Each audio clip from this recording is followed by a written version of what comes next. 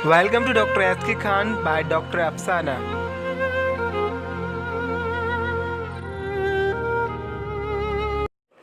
Point 1। कोशिका क्या है? कोशिका जीवन की आधारमूल इकाई है जो हमारे शरीर के निर्माण में महत्वपूर्ण योगदान देती है। कोशिकाएं दो प्रकार की होती हैं, जैसे प्रोकैरियोटिक, यूकैरियोटिक। फॉर एग्जांपल किस किस में पाई जाती है? जीवाणु, विषाणु आदि कोशिकाएं तो प्रोकैरियोटिक में पाई जाती है और मानव पेड़ पौधे यूकैरियोटिक कोशिकाओं में पाए जाते हैं। पॉइंट 2। अलैंगिक और लैंगिक जनन क्या होते हैं? अलैंगिक जनन, इसमें अगर कोई भी एक अपने हूबहू अपनी संतान को जन्म देती है और किसी दूसरे के बिना ही यह संभव हो सकता है तो यह जनन अलैंगिक जनन कहलाता है। लैंगिक जनन क्या होते हैं? इस जनन में मेल तथा फीमेल दोनों के ही द्वारा जो संतान उत्पन्न होती है लैंगिक जनन कहलाती है। इम्पोर्टेंस ऑफ एसेक्सुअल रिप्रोडक्शन, यानी अलैंगिक जनन का महत्व।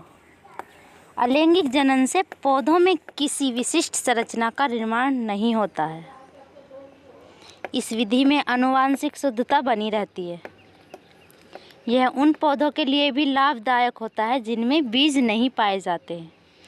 इस विधि से तैयार किए गए पौधे जल्दी ही पुष्पित होने लगते हैं। यह विधि किफ़ायती यानी कि कम कीमती एवं मजदूरी वाला होता है। डिसएडवांटेज ऑफ एसेक्सुअल रिप्रोडक्शन, अलैंगिक विधि से बनी संतानों में विभिन्नताएं नहीं होती जो जैव विकास भौतिक आधार होती हैं। इससे यह मालूम पड़ता है कि अलैंगिक जनन जैव विकास में सहायक नहीं है। इस विधि में सहायक नहीं है क्योंकि इस विधि में कुछ बीजों का अंकुरण नहीं हो पाता, जिसमें इसमें लगा धन व्यर्थ हो जाता है। इस विधि से बनी संतानों में संकर ओज नहीं होता।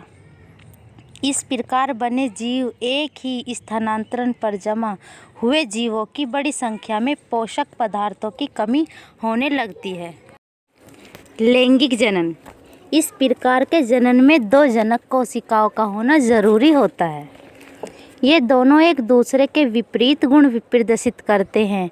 ये दोनों जनक विपरीत लिंग वाले होते हैं। ये दोनों जनक आपस में मिलकर युग्मनज का निर्माण करते हैं। युग्मनज में अर्धसूची निर्माण होता है।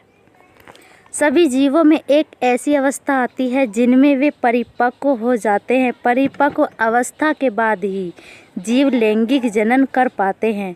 विकास के इस समय को किशोर अवस्था एवं प्रावस्था कहते हैं। पौधों में इस समय को कायिक प्रावस्था कहते हैं। किशोर अवस्था जब समाप्त होता है तो जनन अवस्था या प्रावस्था का जन्म होता है। फीमेल में जनन प्रावस्था के दौरान अंडाशय की संकृतता में कुछ परिवर्तन आते हैं। नॉन प्राइमेट, हिरन, कुत्ता, भेड़, गाय, चूहा इत्यादि आदि में इस अवस्था को मध्यचक्र बोलते हैं, परंतु प्राइमेट्स में इस घटना को ऋतुस्रावण कहते हैं। लैंगिक जनन की कुछ प्रावस्थाएं ये दो प्रकार की होती हैं: निषेचन पूर्व घटनाएं, निषेचन पश्च घटनाएं। निषेचन पूर्व घटनाएं क्या होती हैं? लैंगिक जनन के इस प्रावस्था में युग्मकों के संयोजन से पहले की सभी क्रियाएं सम्मिलित होती हैं।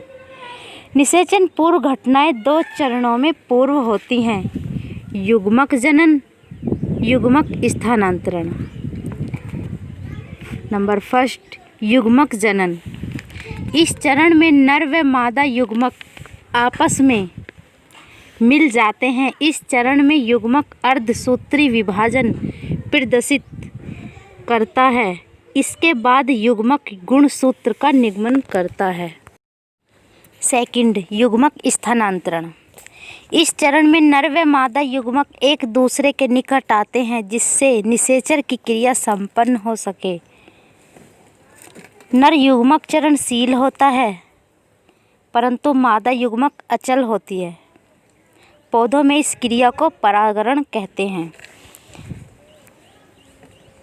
पॉइंट 4, निषेचन क्या होता है?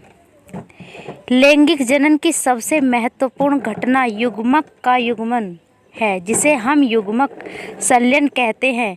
युग्मक संलयन के बाद द्विगुणित युग्मक बनता है। इस पूरी क्रिया को निषेचन कहते हैं। सारोगेसी क्या है?